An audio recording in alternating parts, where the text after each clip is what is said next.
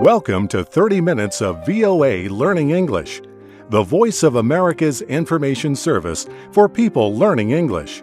Join us now for the Health Report and Explorations, coming up after As It Is.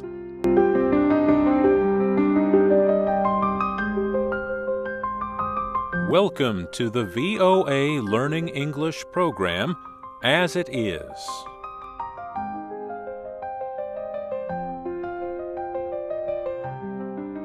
I'm Mario Ritter in Washington. Today, we explore the issue of freedom of the Internet. First, we turn to Turkey and a new law that critics say gives the government too much control of the Internet.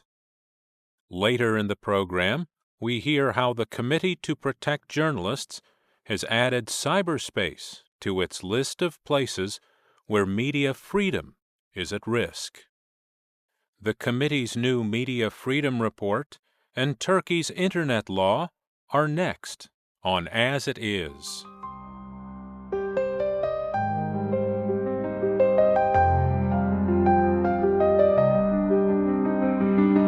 Opposition parties in Turkey have called on President Abdullah Gül to veto new government controls on the Internet.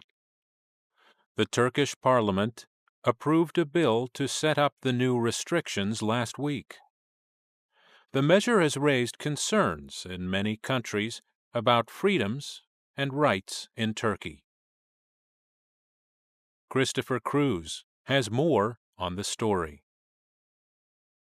Turkish President Abdullah Gül is under pressure to veto the bill. It gives the government the power to block websites without a court order. The legislation also gives the government the ability to examine user information for up to 2 years. The leader of the main opposition party called on the president to take a position on democracy and veto the law. International pressure is growing. Emma Sinclair Webb is a researcher at Human Rights Watch. She says the group is calling on the president to take action. We are calling for the president to veto the new law. It's passed through Parliament very quickly without consultation, without sufficient expert input. Both the European Union and the Council of Europe have called for the measure to be withdrawn. Saturday night, police used tear gas and rubber bullets to break up a large protest against the Internet legislation. Turkey's main business alliance also has called for the law's cancellation. Last month, President Gül noted the importance of freedom of the Internet, especially social media. However, he is also a founding member of the ruling AK party. Kadri Gürsel writes about diplomatic issues for a Turkish newspaper and a website. He says the president is attempting a political balancing act with Prime Minister Recep Tayyip Erdogan. Gül positioned already himself as the natural alternative to Erdogan from within the Islamist conservative political movement.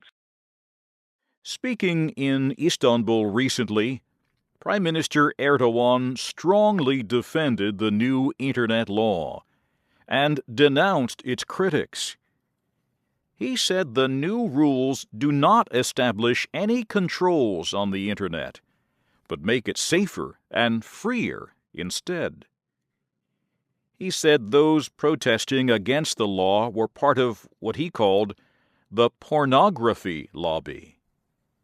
He also repeated a warning to the country's business leaders by saying they will face investigations by tax officials. Cengiz Aktar of the Istanbul Policy Forum is a political scientist. He says President Gül is facing a major decision. This will be a real yardstick about his intentions, whether he will challenge now the Prime Minister Erdogan or not. Even if the president vetoes the bill, he would be required to sign it into law if the government passed it a second time without changes. But observers say such a veto would likely increase opposition to the legislation. I'm Christopher Cruz.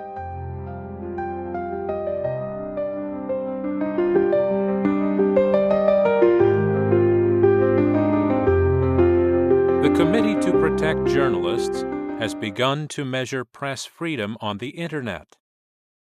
The committee recently added the Internet as a category or grouping on its yearly risk list. The list identifies places where press freedoms are decreasing. Steve Ember has VOA's report. The Committee to Protect Journalists says violence and repression continue to threaten the work of reporters around the world. But it says laws governing the Internet and information-gathering programs are also starting to affect the flow of information. The list of countries with the biggest drop in media freedom includes Egypt, Bangladesh, Syria, Ecuador, and Liberia. Zambia, Russia, Vietnam, and Turkey were also named. Jeffrey King works for the Committee to Protect Journalists. He says Turkish officials have taken strong actions against reporters. Turkey is the leading jailer of journalists in the world. Jeffrey King says new amendments to Turkey's Internet law will make the situation worse.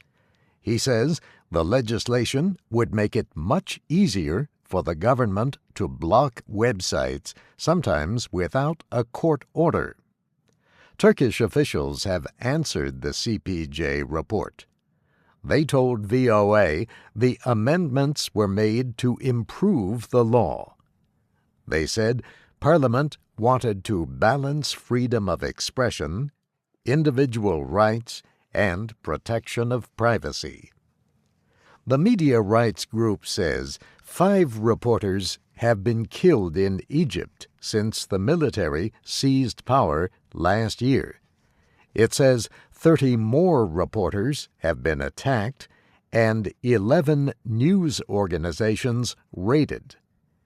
And Egyptian officials recently detained 20 reporters, including 4 from Al Jazeera television.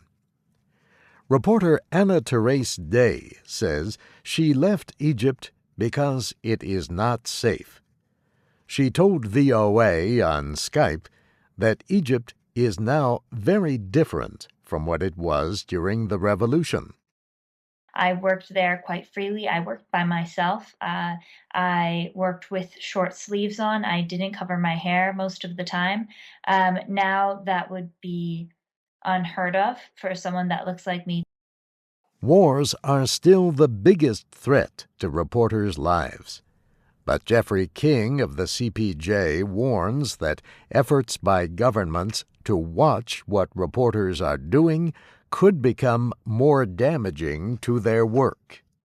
Not just targeted surveillance of individual suspects, but mass surveillance across societies in many, many countries. I mean, that's why it's cyberspace and not one particular country being named. And so different countries do it with varying levels of rule of law and due process, but it's quickly becoming very, very easy for governments to spy on their critics.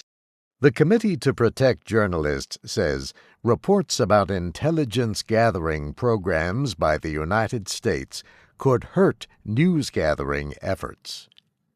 It says such programs may frighten away possible news sources. The group says these individuals need to be protected against legal or other action. I'm Steve Ember.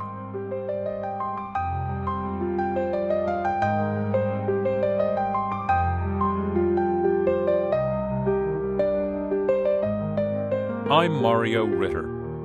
Thank you for listening. Tell us what you want to hear about on a future As It Is program.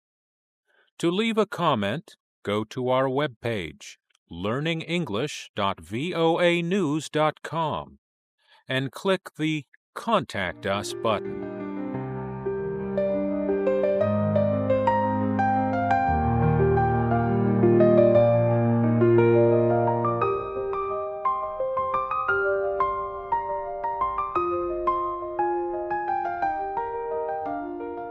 The Health Report is next, followed by Explorations. You can read and listen to our programs and download MP3s at learningenglish.voanews.com. You can learn with us on Facebook, Twitter, and YouTube at VOA Learning English.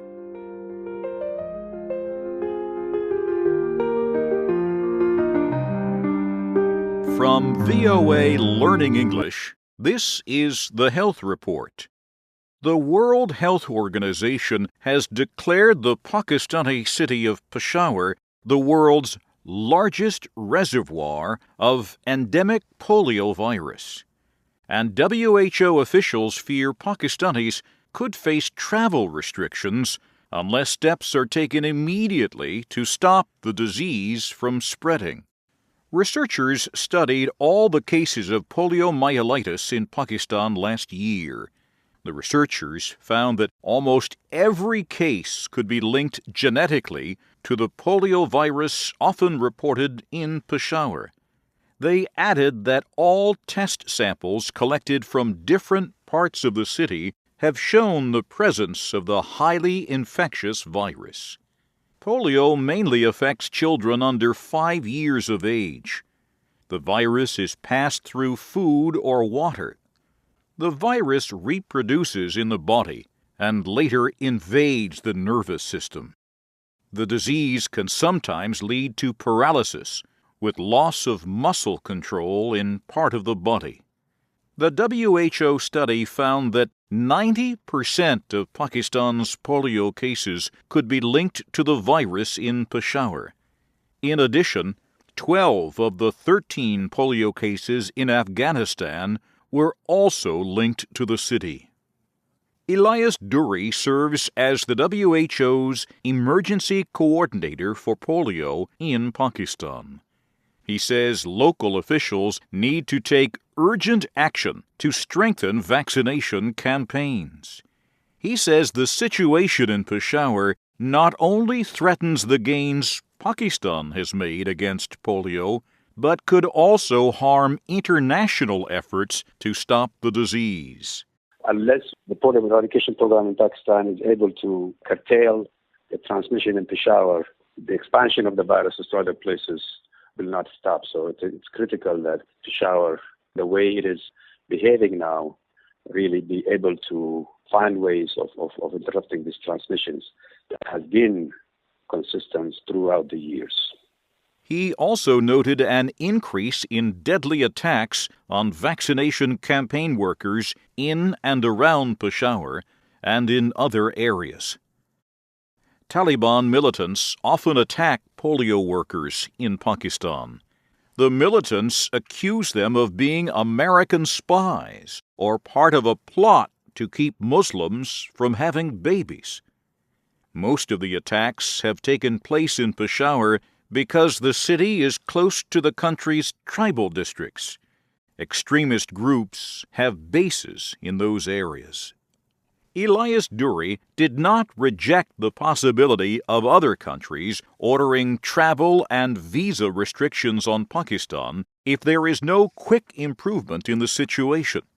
In neighboring India, no polio cases have been reported for the past 3 years. Starting this month, all visitors to India from Pakistan are required to show a record of their polio vaccination. And that's the Health Report from VOA Learning English. For more health stories, go to our website, learningenglish.voanews.com.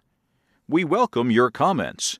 Our email address is learningenglish@voanews.com.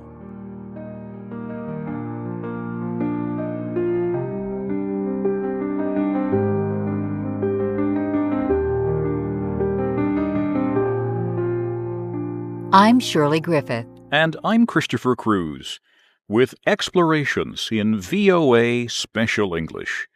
Today, we tell about two areas that are popular with visitors to the United States. One is a place of fierce beauty. It is Mount Rainier National Park in the northwestern state of Washington. The other is one of the most important places in the history of the American Revolution. It is Valley Forge National Historical Park in the eastern state of Pennsylvania.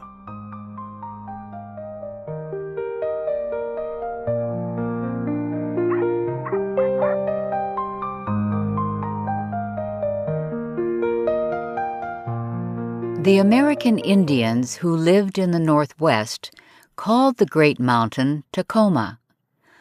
One tribe said it was a female monster that would eat people.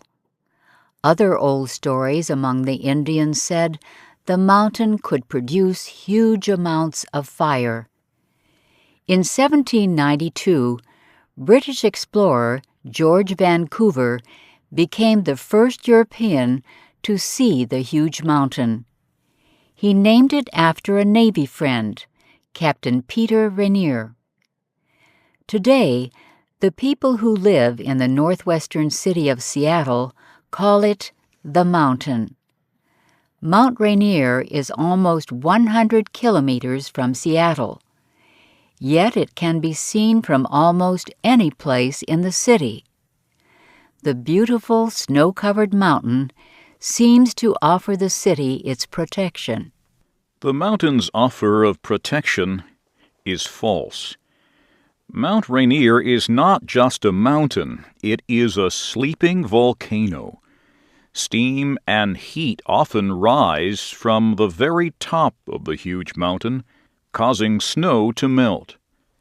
Mount Rainier is 4,392 meters tall. Its top is covered in snow all year. More than 25 thick glaciers cover a lot of the mountain. In some areas, these rivers of ice are more than 100 meters thick. Mount Rainier always has been a popular place to visit. Many people go to enjoy the beautiful forests that surround the mountain. Others go to climb the mountain. Hazard Stevens and Philemon Van Trump became the first people known to reach the top of Mount Rainier. They reached the top in August of 1870 after a 10-hour climb through the snow. In 1890, a young schoolteacher became the first woman to reach the top. Her name was Fay Fuller.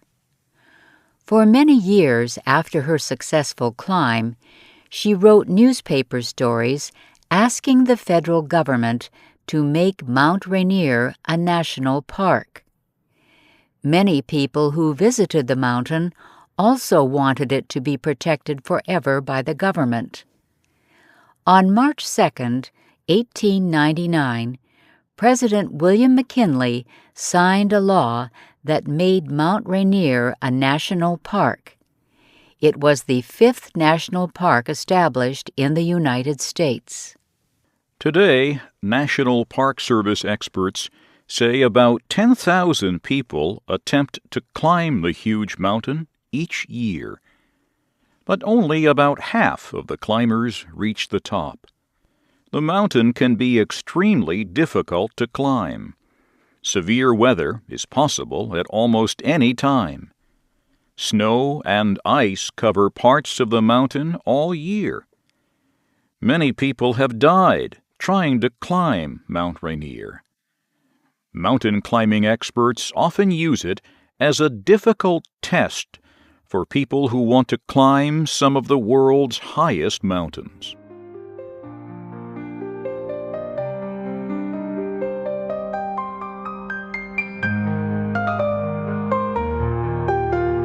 You do not have to climb the huge mountain to enjoy Mount Rainier National Park. More than 1 million people visit the park each year. Many walk on the hundreds of kilometers of paths.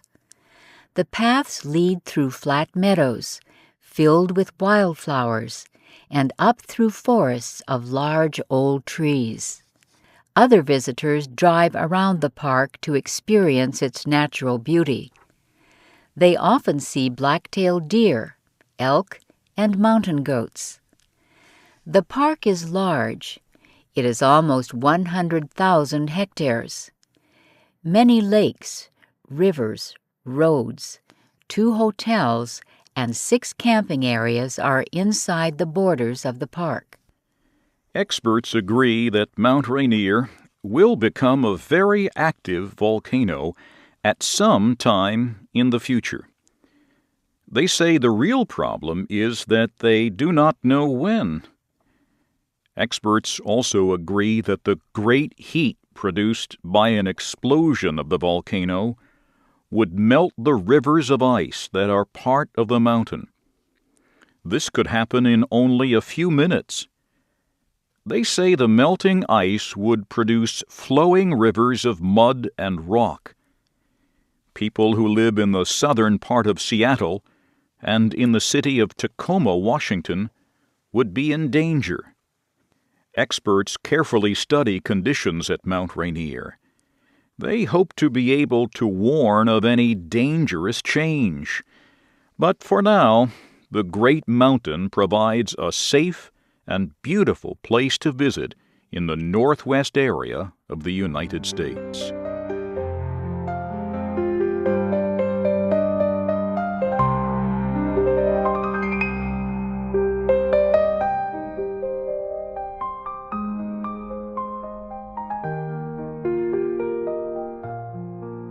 A very different kind of national park is in the eastern state of Pennsylvania. It is called Valley Forge National Historical Park. It is near the city of Philadelphia. Valley Forge also is a beautiful place. Within the park are many different kinds of trees and flowers, huge areas of green grass, and a beautiful, slow-moving river. You can see many deer. Often you can come very near deer. The animals do not run away because they very often see people in the park. It is not the natural beauty that made Valley Forge a National Historic Park. It is what happened there. Many other places were important in the American War for Independence, but no other place is so filled with suffering.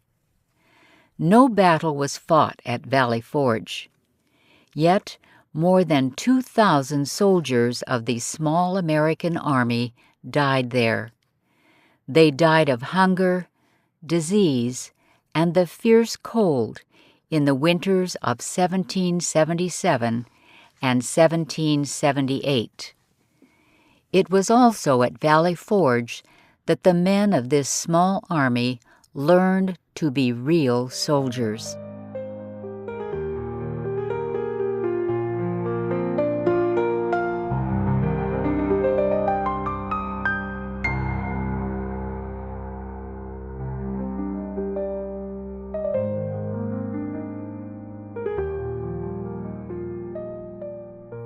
What happened at Valley Forge began in August of 1777. A British force threatened to capture the American capital at Philadelphia. The American commander, General George Washington, moved the army to defend the city. A battle was fought at a place called Brandywine and another at Germantown. The British forces won those battles and occupied Philadelphia. By the month of December, General Washington needed to find a place his small army could easily defend. He chose Valley Forge. More than 15 centimeters of snow fell only a few days after the army arrived. Ice covered the rivers. the soldiers began building very small wooden houses called log cabins. They built more than 1,000 of these small houses. The fierce winter was only one of the many problems the American Army faced. Many of the soldiers had no shoes. Most had no winter clothing. All suffered from a severe lack of food. Then several diseases struck. Typhus, typhoid, dysentery, and pneumonia were among the diseases that spread through the Army. Most of the soldiers became sick. Many died. General Washington wrote letters to Congress asking for help. He asked for money to buy food and clothing. But Congress had no money to give him. Several things happened to change the small army during that long and terrible winter. General Washington knew the Army had been defeated in the past because of a lack of real training. A man named Baron Friedrich von Steuben had recently come from Europe. He was an expert at training soldiers. So each day during the terrible winter, Baron von Steuben taught the men of the American Army to be soldiers. He also taught them something very important. He taught them to believe in themselves.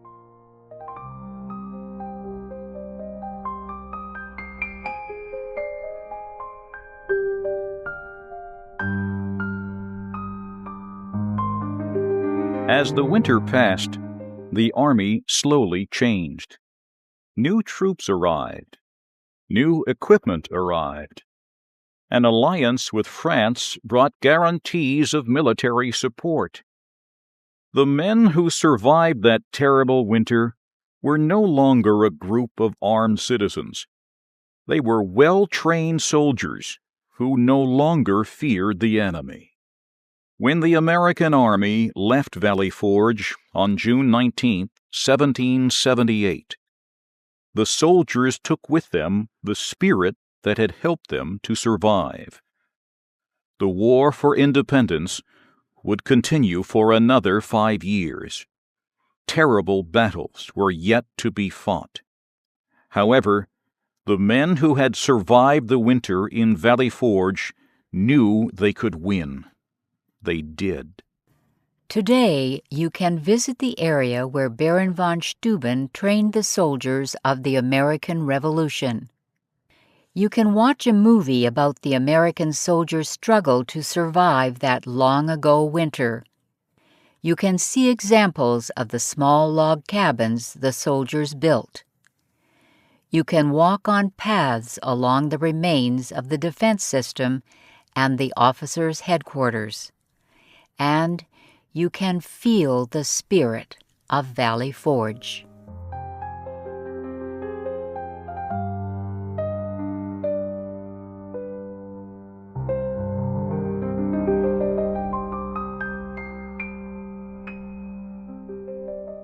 This program was written by Paul Thompson. It was produced by Kelly Jean Kelly. I'm Christopher Cruz. And I'm Shirley Griffith. Join us again next week for Explorations in VOA Special English.